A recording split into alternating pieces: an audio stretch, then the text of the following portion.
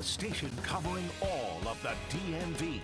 This is DC News Now. Mother Nature is cranking up its heat across the area, not only today, but going into Thursday and Friday as well. We'll break down if we'll see any records those days and what to expect beyond that heading into the upcoming weekend, all coming up. Scott, thank you. Coming up in the news at noon, a young girl recovering after being hit by a stray bullet in southeast D.C., where police are at this hour in the search for a suspect. And later, first day back on the field, hear from Commanders, officials, and fans about the milestone in the new era.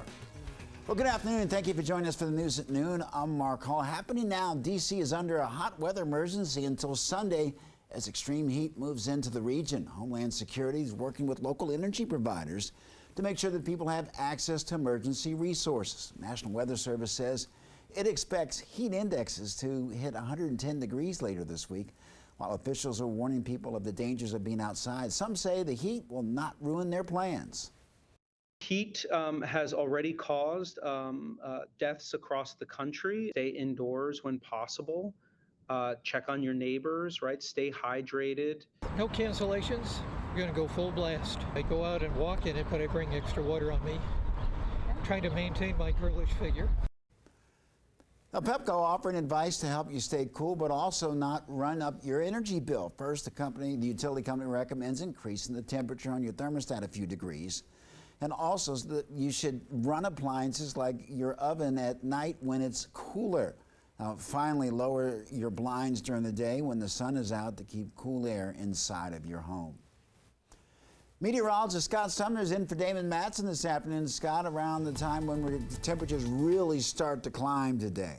Yeah, Mark, this is a serious thing. Outside of flooding, heat indices and heat fatalities are probably the top two causes, along with flooding, that create issues throughout a year when it comes to natural disasters. Now, the heat is also a silent killer, as they said, so it is going to be very important that you take heed to our warnings and the general warnings in general here over the next several days, because it is going to be very, very hot. Not just today, but already heat advisories today posted for tomorrow. So that does bring up the seriousness of this event here. And it runs from 11 a.m. to 8 p.m., obviously the peak heating hours throughout your day. So certainly you want to stay cool, you want to stay hydrated. And as we get into tomorrow, like I said, it'll be challenging some records on Thursday here in the district. The record is 119.40 in Annapolis, 99 in 1930. Martinsburg at 105 and Hagerstown 98 degrees. Those are the records for tomorrow, and there you see the dates there. Now, as we go throughout the couple of days here, we're going to see the peak of the heat, though, actually be with us on Friday.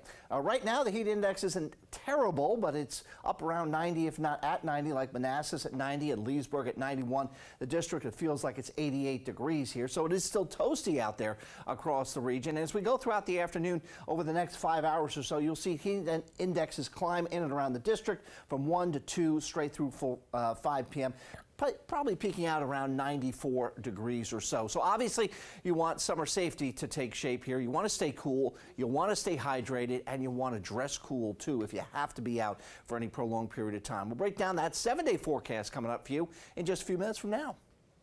All right, Scott, thank you. With dangerous heat headed our way, we're looking at the potential for heat-related illnesses like heat exhaustion and heat stroke. While they may seem similar, there are some differences. People suffering from heat exhaustion usually feel faint or dizzy, and they have cool, pale, or clammy skin and have a rapid but weak pulse, experience muscle cramps, and may suffer from nausea or vomiting.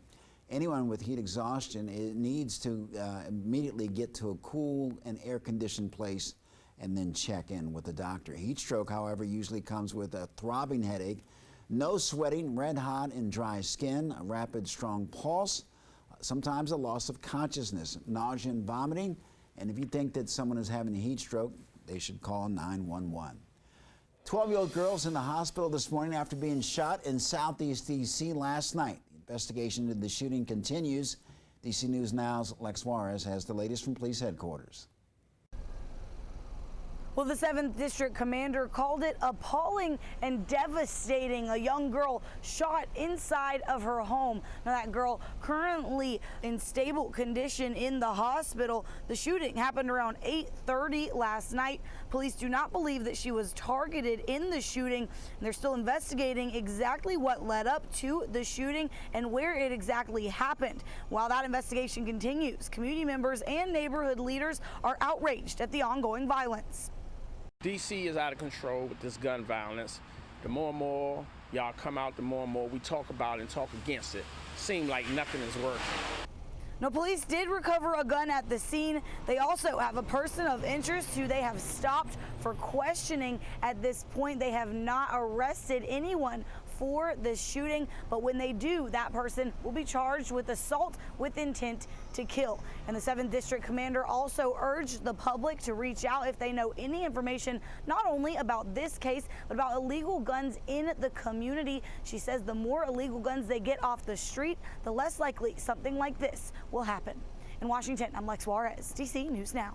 Lex, thank you. Slowing down speeding drivers in Fairfax County. Police are holding a high visibility campaign to slow down drivers on a busy road in Burke. The strategy comes just days after a crash killed one teenager and injured 4 people.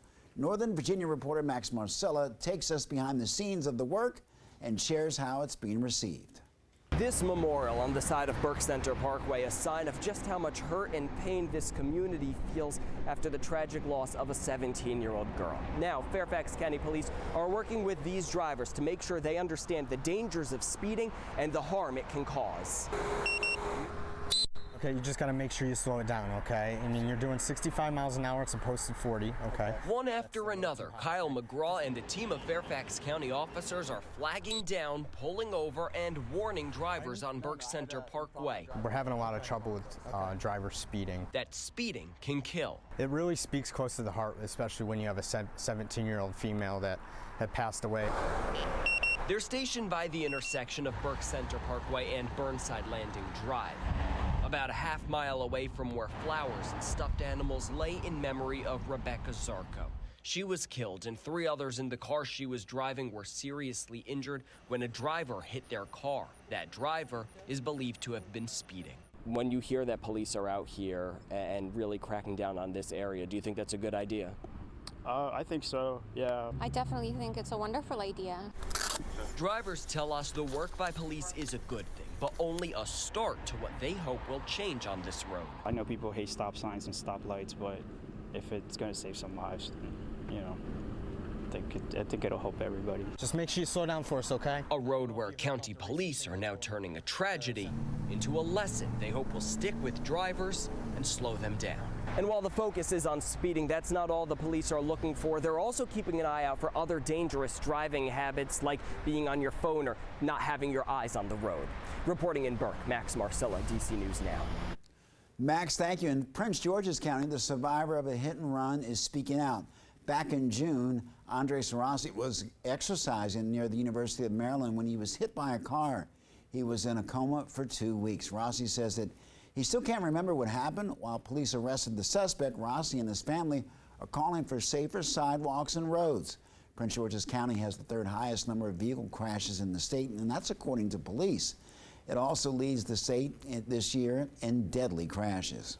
Imagine this happening to me. It's hard for me, but I'm trying my best. That level of, you know, accountability or fear when you're driving, that like, okay, I need to slow down or I'm going to get, you know, there are going to be repercussions. Well, the couple's now focused on healing and preparing for their first child to be born. And there's a new plan for safer crosswalks in Montgomery County. The pedestrian master plan was presented yesterday, and it looks to create better trails and walking and biking. This includes crossing and traffic lights. 14% of our roads yet have 40% of our pedestrian incidents.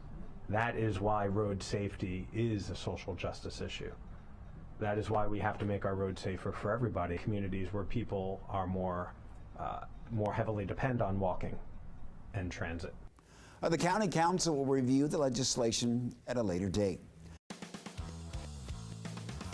The new era continues for the Washington Commanders as training camp starts today at Commanders Park in Ashburn, Virginia. Head coach Ron Rivera spoke after day one of camp. Take a listen. Having our fan base here, I think it's going to be dynamic and electric. I'm excited about it. I really am. I think our players will feed off of it as they fed off today. You know, having Mr. Harris, having Mr. Rails here, and the players knowing they were here, I think really helps add to that. And so tomorrow I'm excited to see it, you know, and Mr. Harris will be here again tomorrow, as will some more of the partnership will be here. So it is an opportunity for our fan base and our players to really kind of get a little bit of interaction going. So it should be fun. Well, fans are excited for training camp under this new era as well. Our Tosin Fakile is outside Commanders training facility talking to fans before training camp is open to the public. For Coach Rivera, it's all about putting the focus back on the game. And with new ownership, you can already see some of the impact of that new ownership on the field here at the Washington Commanders training facility.